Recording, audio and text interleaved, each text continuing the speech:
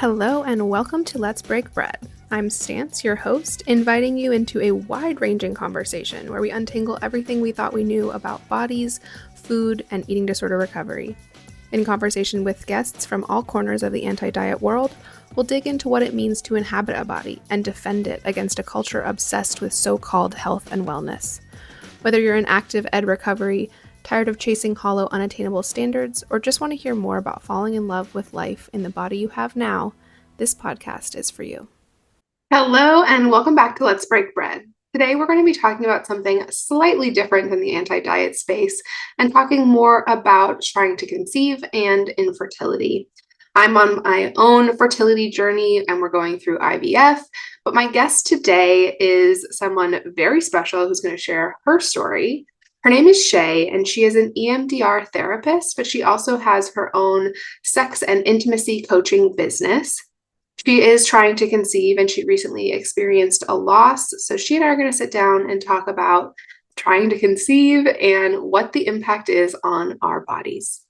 Welcome, Shae. Thank you so much for being here today. I'm really excited to hear your journey. Thank you for having me. Yeah. Do you mind giving us a brief introduction into kind of your journey and what we're going to talk about today, why we're here talking about bodies and trying to conceive? Sure. So my husband and I have been trying to conceive for, I don't know how many months it's been, but since October of last year. We've been not preventing, in quotes, since August. Before that, when I got my birth control taken out, but actually trying since October. Um, didn't really do much as far as testing. We were just kind of trying to get things going naturally. Sure. But decided to wait until January of this year to really start like doing testing and things like that to make sure like the fertility aspect of everything was working. Seeing if there was anything wrong, seeing if there was anything that we need to actively be doing. And so that's kind of where we started. How old are you and your husband? Because I feel like that plays into this story as well. So I'm 35. I'll be 36 in about 3 weeks, and he just turned 42. Okay, perfect. So So you and I are right around the same age, and we're right on that edge of like geriatric pregnancy, and they tell geriatric us being pregnancy. so Yep. old, and I'm like, hello, our lives have just begun. I know. It's Ridiculous. rough with that. Okay, so perfect. So you guys have been right after you got married, you started trying for a Hmm. baby. Yep. And then you got pregnant recently. I did. We found out in April that we were pregnant. I think it was on the 24th. Um, I only found out that day because I was supposed to have surgery for endometriosis the next morning. Um, Did I you know had you had done. endometriosis before that? So that's what they were doing the surgery for. They were going to do a laparoscopy to see if I do in fact have it because I have all the symptoms. Gotcha. Um, and they were going to do the hysteroscopy and things like that, the cleaning out of everything if I did have it. Yeah. So we were thinking that maybe that was the next step to getting pregnant since Yeah. I hadn't gotten pregnant yet. Okay, so Mm, then you like took a test and happened to be pregnant right before this surgery, which yep, was wild. yep. So ended up on the phone with one of the doctors that night on the ER or in the emergency line. And I was just like, I don't think I need to take this medication to stop the cervix. Pretty sure I don't, but also want to make sure. Yeah. So she's like, absolutely don't take it or canceling your surgery. And I went in for an HCG test the next day and it was super positive. So So that's where we started. yeah, which is so exciting and like unexpected. I think you know me pretty well, so you know that for me, I'm like, sure, it's exciting, but I can't get excited yet. It's hard for me to feel like this is a real thing. And so, Yep. did you experience that, or did it feel like it was exciting from the get-go? I think it was more surprising than exciting just Okay. because I had had so many negative tests. Yeah. Like I even I don't know what made me pee on the stick that night, honestly. I really don't because I had taken an HCG the Monday before that. and it was negative. It was hard negative. Yeah.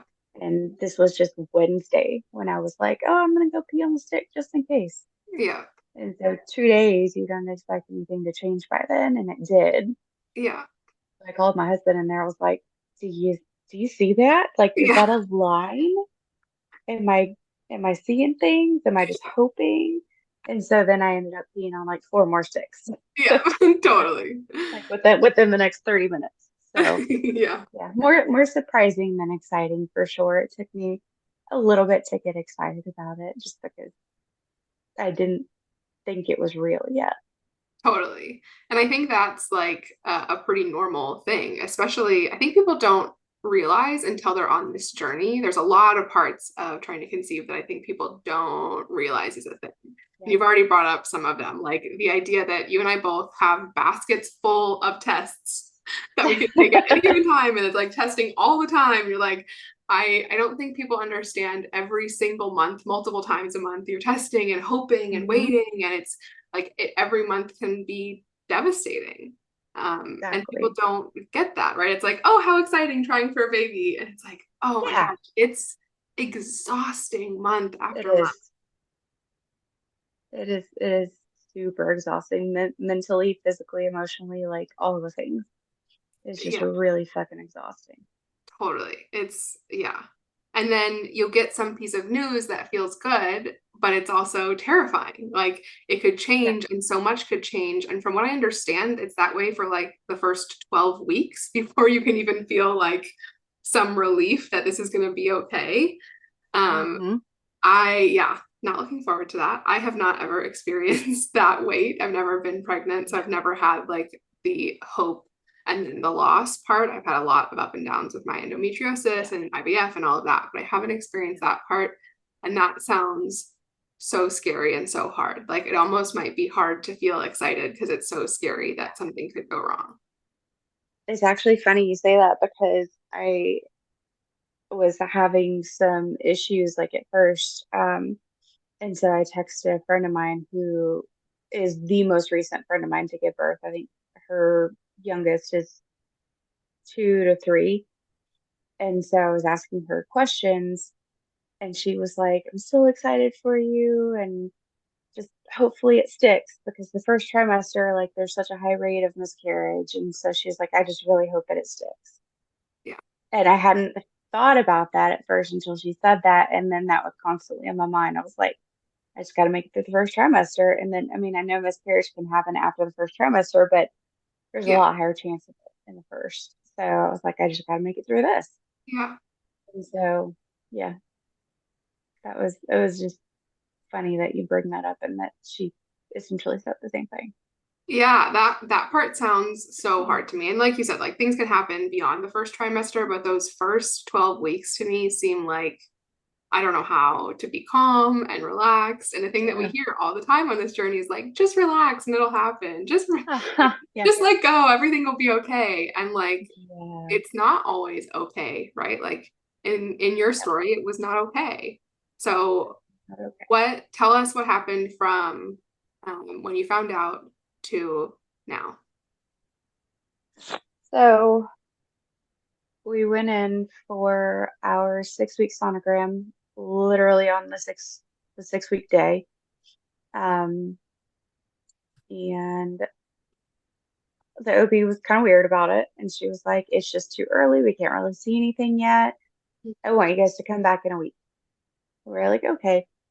And it was really funny because we kind of freaked out that day because on the sonogram, we saw it, of course, and there was two little bubbles on it. And so my husband was like, is, is that two of Yeah. them? Like, is that two babies in there?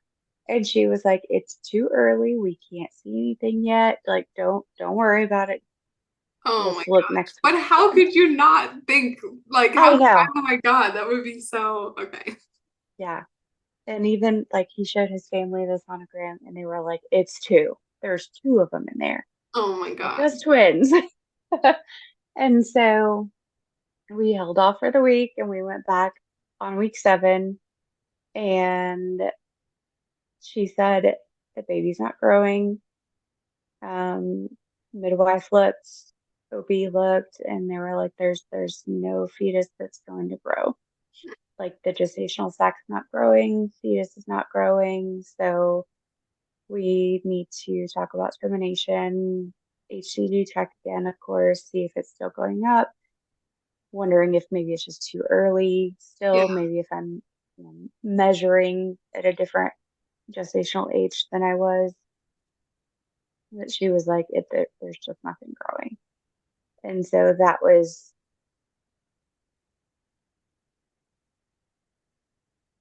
hard.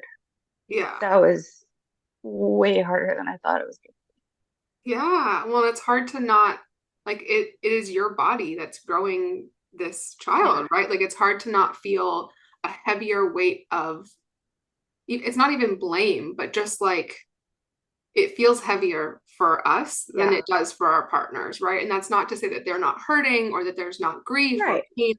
Absolutely is. But it's your body, right? And it's so Hmm. hard to separate that from like that you could have done anything to make it a different outcome, right? Like Yeah, it so feels for me like, what if I did this? What if I did that? Was it because I did this exactly. thing, you know? And that is, Yeah.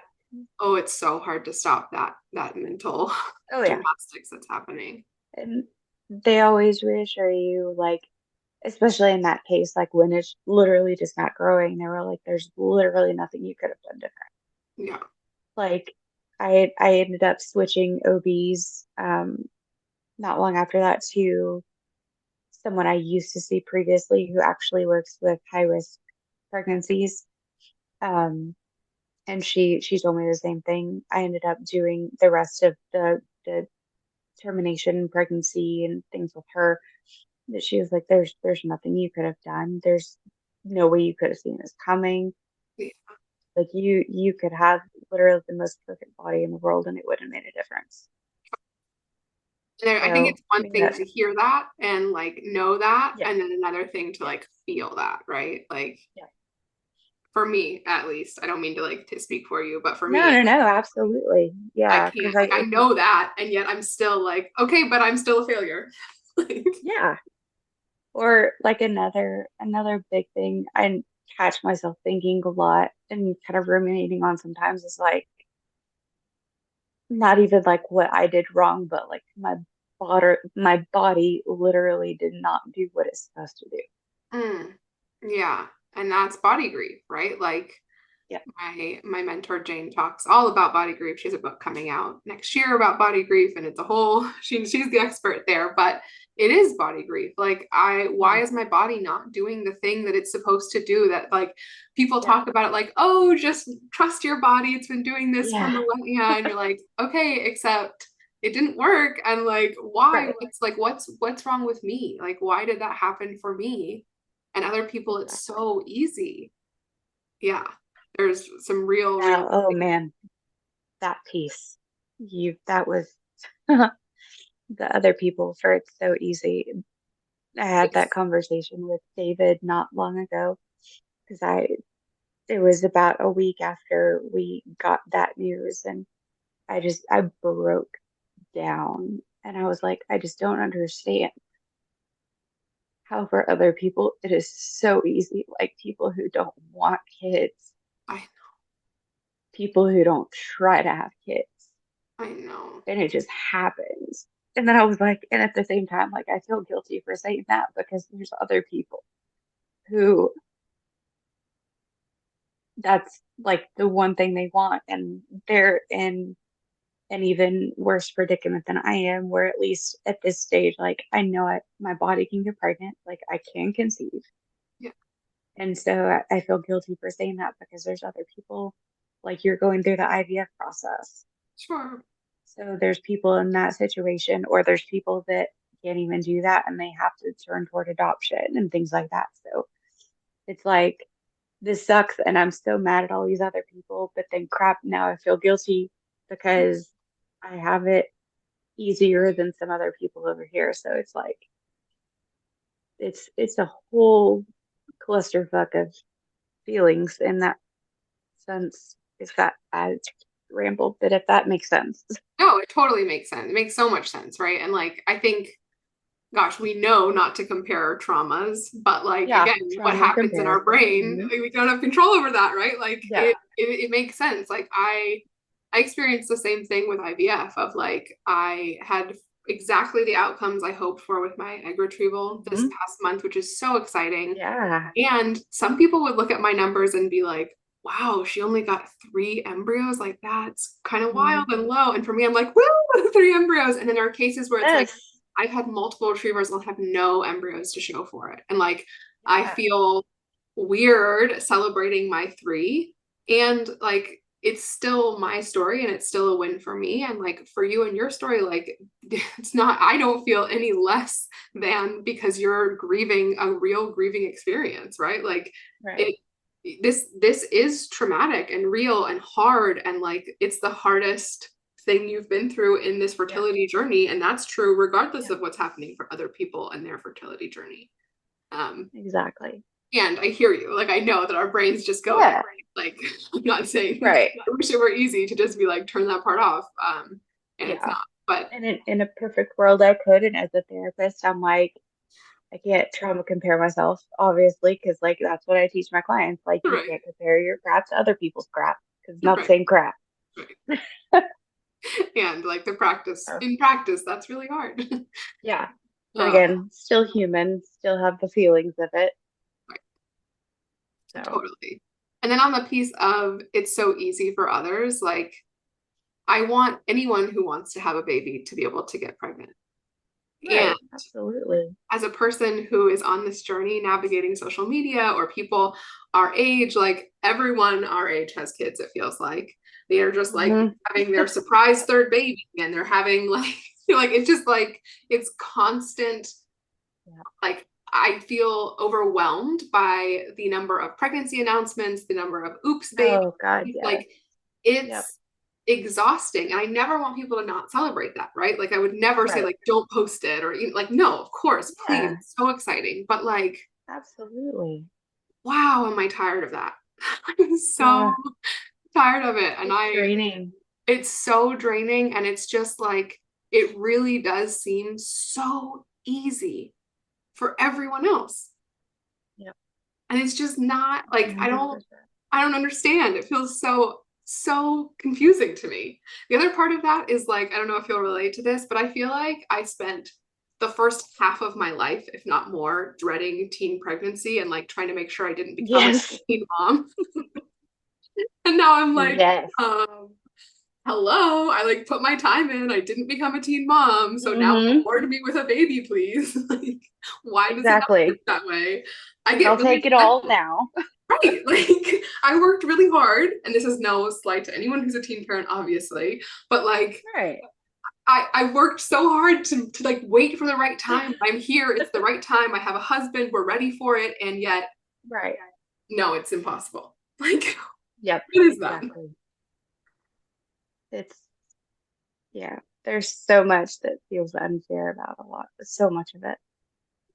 Yeah, So it's much. awful. Do you get people giving you unsolicited pregnancy advice or like how to get pregnant? The most I've gotten is quit trying. Quit trying. It'll happen when you relax. Yeah. Awesome. Like, Let me just not want that, something that is a huge dream of mine. right. Exactly. I'm like, that, like, I get it. I get it. That we literally just had this conversation of people who are not trying to get pregnant and they get pregnant. But like, when you're at the age that we're at and you're kind of like, I'm ready for it, like more ready than I've ever been. Obviously, nobody's ever ready for a baby, don't get me wrong. But when you're more ready than you've ever been, more prepared, like, and you're like, this is the time that we've agreed, like, yes, let's do it. We're here for it. This is what we want.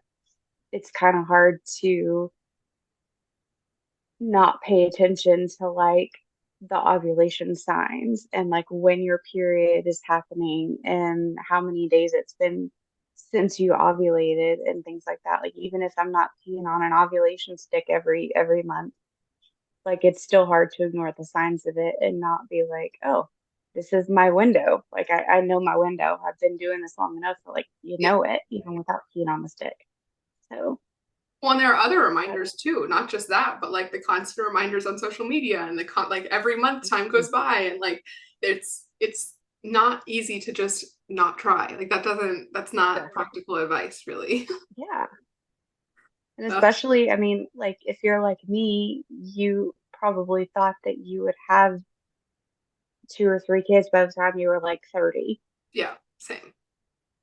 And Yes. so Now here like we are and it's being, like yeah, like we're coming up on 40, which is terrifying because I feel like that's just, I never thought I would hit 40 because it's 40. And I never thought I would hit 30. And here I am halfway to 40 from 30. So I don't know. It just seems like the baby phase yeah, is like slowly passing by, and it's getting harder and harder to like stay within that window, the allotted window that you're given. right. I know. And that like I know that why they make those windows of and like why they call us Yeah. geriatric pregnancies next year, Yeah. but like really people get pregnant into their 40s all the time. Oh, So absolutely.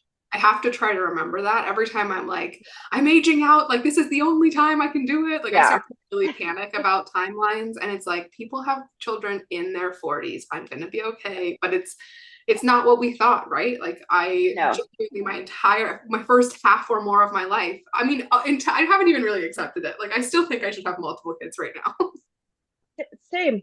Same. But I mean, like, I have nothing absolutely, and I have the most respect for women who get pregnant in their 40s because that seems like super hard to me. Yeah. Because even right now, like learning more about my body and like learning like the having a Hashimoto's diagnosis recently and realizing like why I'm so tired all the time and like trying to figure that out and navigate that. Like I think about where I'm going to be in 5 years, like physically how I'm going to feel, like if I still am trying to navigate this diagnosis and like get the symptoms and stuff under control, and like having a baby in 5 years Yeah. just seems impossible to me with already how tired I feel. Sure. Yeah. And like that, even right now, it's terrifying. I'm like, oh, I'm going to be even more tired, but it still feels doable at this point. Yeah. So that's why I'm kind of like on the push of like as soon as possible Totally. because Yeah. I don't physically know if I can do it in 5 years Totally. And like with I think with a tiny it's one. like just knowing that it's possible later, but we still want it sooner. Yes, yeah, Totally makes sense. exactly. Um, after or like on this journey or after the loss, how have you felt in your body? Like have you felt connected to your body? Have you felt yeah, how have you felt? So I've always had a struggle with my body, period. I've never been small. So that's always been a struggle for me. But in during this pregnancy, I don't know how I did it because I hardly kept anything down the entire time. Like it wasn't just morning sickness, it was just like sickness. Yeah. It was eating sickness basically. Yeah. But I gained a pound a week during the pregnancy. Okay. And so that was kind of like a mind fuck for me because I didn't expect it and I just didn't understand, like as sick as I have been, how it happened. Yeah. And so it's been the way I told David the other day, it was like as betrayed as I feel by my body, it's even more so with the weight gain Mhm.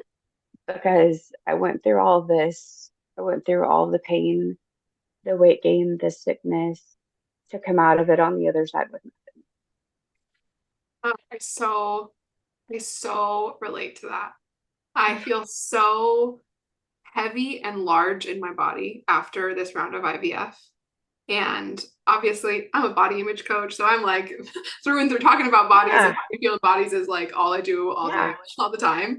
And I have felt like this has been one of the hardest body image things I have been working to get over in the past couple Hmm. weeks since I had the egg retrieval because I don't have the baby to show for it, right? Like Yeah. my body Yep. went through a lot and it was really uncomfortable. I didn't have morning sickness, but I was super Oh God, bloated and I yes. couldn't move and like I had tons of food aversions and smells and like all kinds of weird Yep. hormonal symptoms. And then I had this surgery and was in a ton of pain afterwards. And I still have no baby, right? Like I have these three embryos, three Right. chances, all of that's positive, but like I have no baby and I'm in my Yeah. pajamas right now because that's comfortable for Same. me. Yeah. Like the idea of wearing jeans on my stomach. Oh my God. Oh yeah. No possible way. I feel so unattractive and just like big and heavy and nothing to show for it. And it has been Yep. a mind fuck. Yep. I, yeah, I broke down yesterday about that where I was like trying to put Hmm. any outfit on my body that felt reasonable to be out in the 100-degree weather Oh and yeah. That's in like this the body. worst. The timing is awful. I'll say it. It's too hot to Hmm. feel this way. Um, I yeah, told David the other day, I was like, I don't think I've ever felt so unsexy in my life. yeah, yeah. I Because feel nothing that. fit. Like I had to like even my yoga pants, like your stretchy yoga pants. Yep, Like even those felt like they didn't fit and they were uncomfortable because I was so bloated. I had to go get maternity pants, maternity shorts, just to be comfortable in something yep, and for it to stretch with my stomach. And I have like I ordered a new swimsuit just because I mean we went to New Orleans a while back and I wouldn't take off my cover up yeah, because I felt like I was busting out of my swimsuit because I was so bloated. yeah. And I just t-shirt and workout shorts and um maternity pants. That's all I've Truly. been in. Even like and I've always been like a little boy shorts and like lacy panties kind of girl. Hmm. And I ordered some hardcore like granny panty looking underwear. And I'm Yeah, glad I did because if I didn't have them, I don't know what I would be wearing these pads in right now while yeah. I'm going through the carriage because oh my damn, like But it's really these pads unsexy are feeling, right? Like, it and is the idea that like the opposite is that like your partner has like created life inside you. Like that is like to mhm, me, like obviously if you're pregnant, there's pain, it's painful, it's uncomfortable. I'm not like I've never been yeah, pregnant, but in my mind, that's a sexier event than what's happening right now. Like, even if I yeah, don't feel fully sexy, like there's magic that has happened between me and my partner, right, and like, there's life right. happening, and like it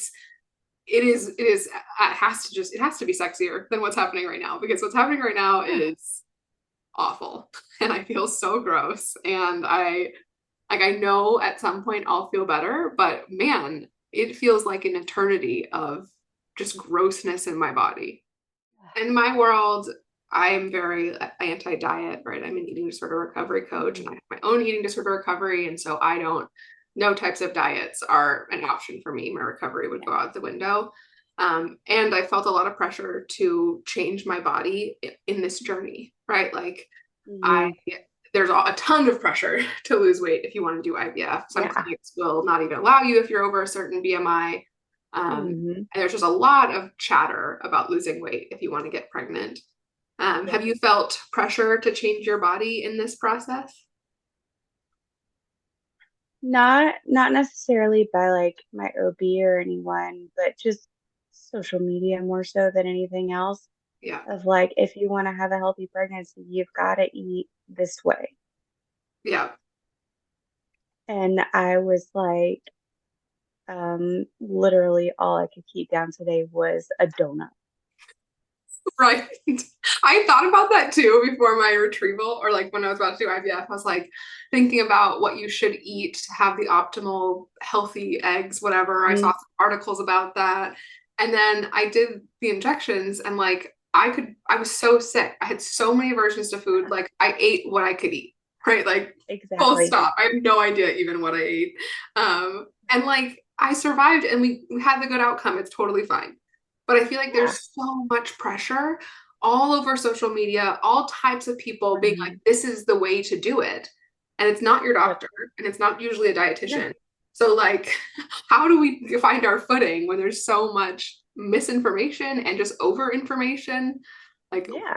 did you like what did you do with that information while you were on this journey? So, well, I mean, like, I got on a lot of like the trying to conceive pregnancy pages, especially the ones that were like geared toward like 30 and older, 35 and older. Uh-huh. Um, and I would see sometimes people posting of like, I know I'm supposed to be eating healthy, but I literally can't. Like, all I can stomach right now is crackers, or all I can stomach is donuts, or like just like the quote unhealthier foods. Yeah. Like, if I a lot of them were like, I can't eat chicken, or I can't eat like vegetables make me sick. Yeah. And there was so many positive comments on there, which I thought was so cool, Good. of other pregnant women just like encouraging them, like literally just eat what you can. Yeah. Good. Like, the important thing is your baby is getting calories. Your baby is getting food. Yeah. Like, whatever stays down, keep it down and eat it if it goes down. Yeah. Totally. So Totally. that was really encouraging. And even though, like, in my mind, I was like, this is not good. This is not good. This is unhealthy, because that's what we're trained to know is Yeah. like donut equals unhealthy, or like sugar or whatever equals unhealthy. I was like thinking, at least I'm supplying calories right now, because everything else is coming back up. Yeah. Totally. And even like if you weren't even if you weren't having sickness, right? Like you really do have to just take care of yourself too. Like there's so Yeah. much noise and so much like eat this and don't eat that. And I'm not saying like drink alcohol Mhm. and eat deli meat, right? But like Right. you gotta just eat the food that's gonna work for you. And I think that Yes. pregnancy, to some degree, we have to take it just like another part of our life. Like if it's all so Mhm. natural and it happens for everyone and it's so easy peasy, then like probably we should be able to eat pretty normally too. I try to like Exactly. keep that part in Yeah. mind. Like if we're gonna spin it in this way that it's so easy, like can we also apply that to our food of like no matter what we eat, our baby's probably 100%. gonna be okay, right? Like it's just gotta be okay. There's so much pressure. Yeah. And there's so much, like, it's scary. Yeah, Like, it's like a scare tactic almost, of like what you can and can't do. Like, I found myself literally Googling everything that I wanted to eat, because I yeah, didn't know if I could eat it or not, and like not hurt the baby. yeah, right. And like probably it's fine, Terrifying. but I get it. It's Yeah. so much pressure and it's terrifying. Yeah. And like our partners don't have to do any of that. Like they're just like God. chilling. Like Yep. they just have no concern. Not that they don't care about us, but like it is Yeah. just wild how easy they have it. Yeah. I do love that I mean, he adjusted like really well to like what I needed though. And that was every meal we had. He was like, what do you want? What can you eat? Yeah, What's safe for you to eat? I'll good. figure out from there what I want based on what you can have and what Yeah, you want right now, and what you feel like you can keep down. yeah, good. So even though it doesn't affect them, like, I know a lot of dads are just good in that way. Yeah, Like, and they you adjust to spoke it like about that. in your like on a post on social media about like this process bringing you and your husband closer together. Yeah.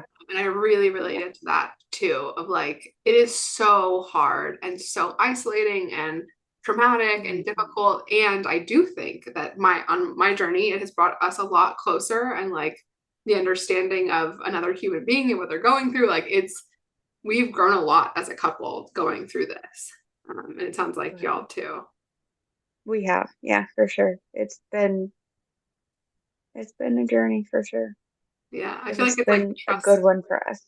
Yeah. Yeah. Good. I mean, not like obviously I don't want this to be the situation for y'all, but Yeah, that yeah, is definitely a silver happening. I think that it's like such a challenge that like you don't even think about, but like navigating Mhm. loss like this it's a big deal, and like doing that with your partner and it being a positive thing and you learn that you can trust each other through something like that is like it's so positive and like sets you up for parenting, right? Like Exactly. And just that's another thing on a totally different post that I read actually today.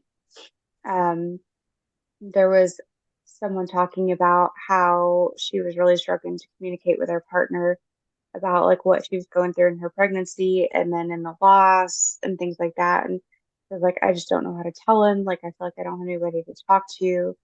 And so I jumped on there and like I wrote this whole probably like novel thing about kind of what we were going through and how we communicated it and just things like that, just kind of giving a little bit of insight, having just gone through it and yeah, how we navigated it ourselves and how just how we kind of dealt with the communication piece around it. And it's not easy. Like nobody wants to talk about that stuff because yeah, it's not exciting, it's not fun to talk about, but also like we did, like we've been having the check-ins and even though like I'm the heavy emotional one and I'm the crier.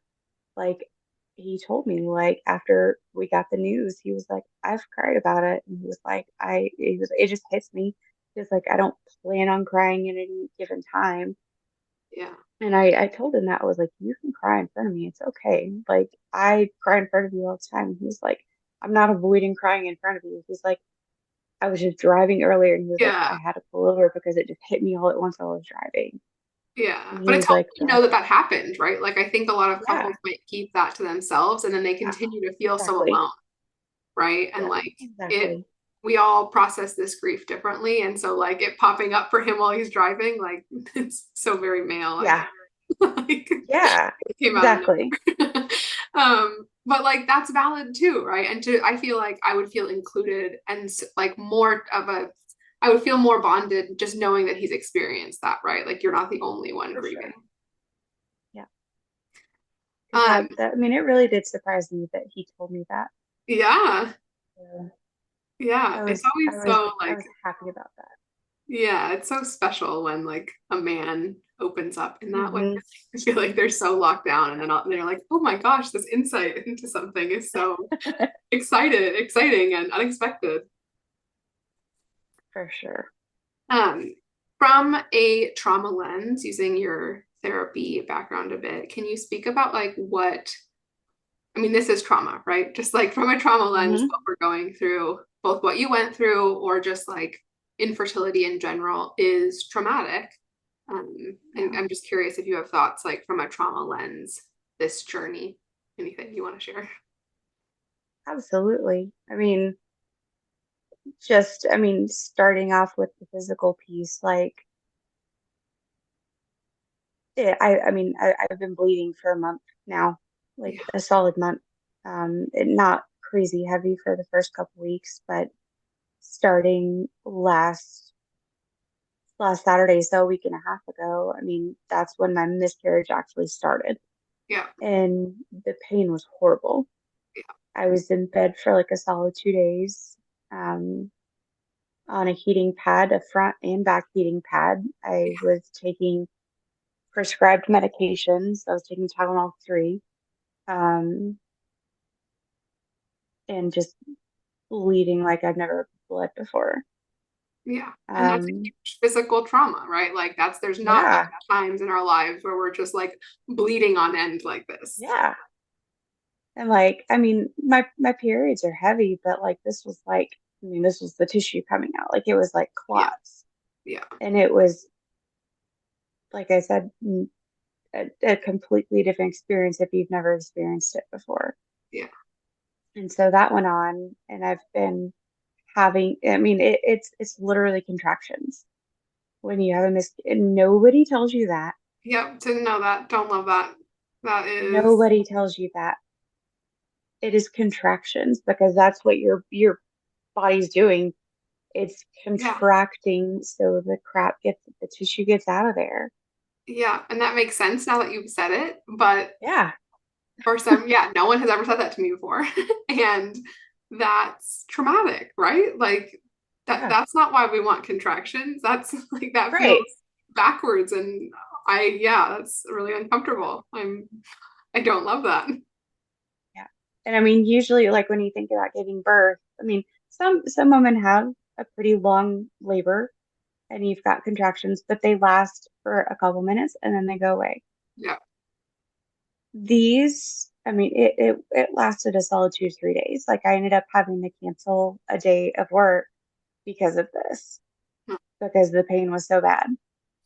And so, I mean, it went on a lot longer than your average birth does. Yeah. And there's And no there's no end in sight. You don't know when it's going to end, and it just keeps happening. The blood keeps coming. You don't know when the blood's going to slow down or when it's going to stop and how long the contractions are going to last. And so it was a lot. And then I thought it was done. It started easing up. Tuesday, Wednesday were a lot lighter, and then all of a sudden Thursday, like I ended up like literally on the floor in pain, calling my OB's office, like asking them if I need to go to the ER because the pain was so bad. There was so much blood again. oh my And God. she told me if you're, if you're dizzy, if you're lightheaded, if you're feeling more than a pad every 30 minutes, like go to the ER. And so I was like, oh, it's not to that extent. So I'll let it pass. Yeah. So it did. It started easing up by Friday evening, I think. And then I had my next follow up with my OB yesterday. Um, she did a sonogram and there was still some tissue left over. So she tried to manually get it out with whatever tools she used. It That didn't sounds hurt. There was a lot of pressure. It wasn't wonderful. I wouldn't recommend it for funsies or anything. But yeah, she couldn't get it, but there was a lot of blood, lots, just literally blood all over the floor. yeah. I don't even know how. There was blood on my feet. My feet were in stirrups. Oh my God. So yeah, it was a mess. Um, so she couldn't get it. So we talked about either having to do the misoprostol or I think I said that right. I could have botched that. Or having to do a DNC if the blood didn't or if the bleeding didn't slow down yesterday, like having to do an emergency DNC yesterday. Yeah.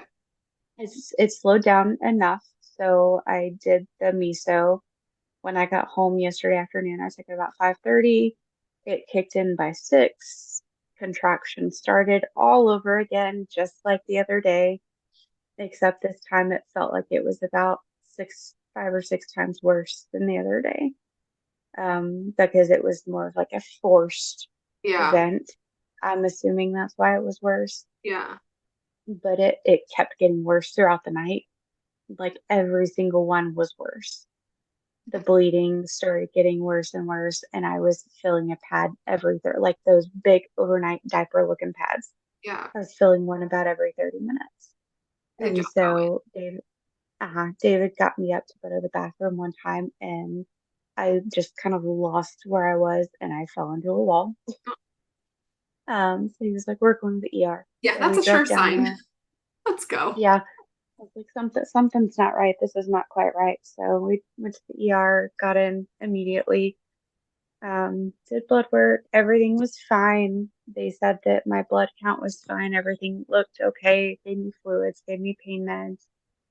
Did a vaginal exam. Luckily, when they did that, they said that all the tissue had come out.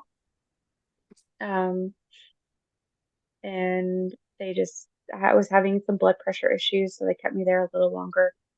But they finally got it stabilized and got me home with more pain meds. And here we are today, still having little contractions, but nothing like last night. That was a whole thing Yeah. with that Misa. But they also said that the lightheadedness and the dizziness was a side effect of the medication as well. So that could have been what did that, since Yeah. my blood work was okay.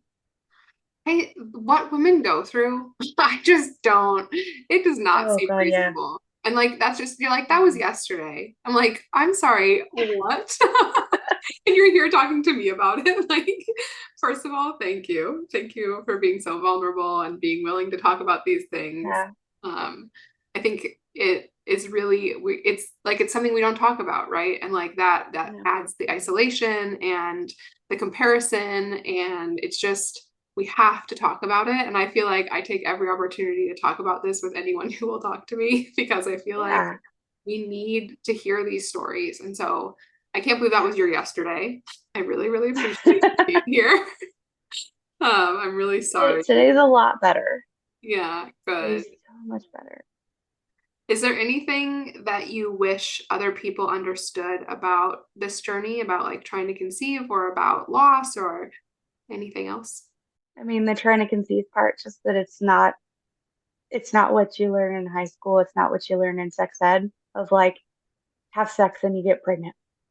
It really is not. You know, I There's feel like there's that's like, on this podcast is like what you learn in sex ed is wrong. Like, because what you learn in yeah, sex ed about eating disorders is so wrong too. Like, yeah, just so all of it. wrong. And so here we are.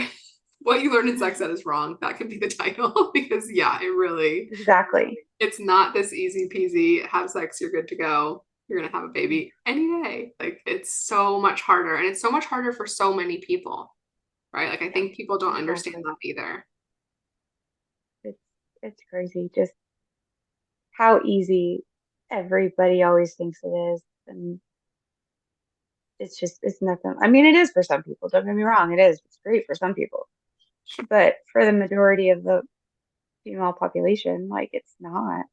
Another one, I mean, there's a lot of things that I want people to know about this. Like one thing that I learned that I had no idea until after like this miscarriage situation has been happening is pregnancy is like a 1 in 3 chance of miscarriage. Yeah, don't love that statistic. But I think it's Yeah, also, you're right, like it's normalizing, right? Like this is much more common than I think anyone understands.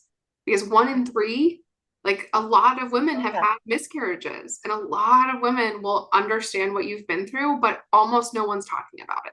Like even some of my friends that I've been talking to about this, like throughout the process, I had no clue that they had had a miscarriage previously. Yeah, No clue whatsoever. Some of wild. my family members, not a clue. Wow. And have you've been open about it from what I can see on social media. Oh And so yeah. like has that opened the doors to conversations with your family members and friends? Oh, absolutely. Yeah, for Yeah. sure. And even like people commenting on my post of like, thanks for sharing this, thanks for being vulnerable because nobody talks about this. Yeah. And the Yeah. same in my situation. Like contractions, like who knew? Yeah, no, and like we should know this, right? Like these are the types of things that I wish we learned and we didn't. So I'm glad we're talking about it because yeah, more women than we know like understand this and have been through this. How can people connect with you if they want to reach out for coaching or just keep in touch with you? So my website is www.intimatewellnesswithshae.com. I've got all my contact info on there. You can direct message me on there. My Instagram, it's Shae Reid Sex Coach. Same with my Facebook page. Um, and that's That's probably perfect. the best ways to get in touch with me for therapy or coaching. Okay, perfect. Well, I'll put all of that in the caption as well, but reach out to Shae for any of those needs. If you connected with her story or you want to reach out for coaching or just keep in touch and see what she's up to, I recommend following along. Shae, thank you so, so much for this conversation. I really, really appreciate you being here and sharing your journey. It's not been easy, and I am just really honored that you shared with me. I am glad that you had me. I love sharing it, not having it happen, but I like the opportunity to get to share it. So Me hopefully it too. helps somebody. Yeah. Well, thank you.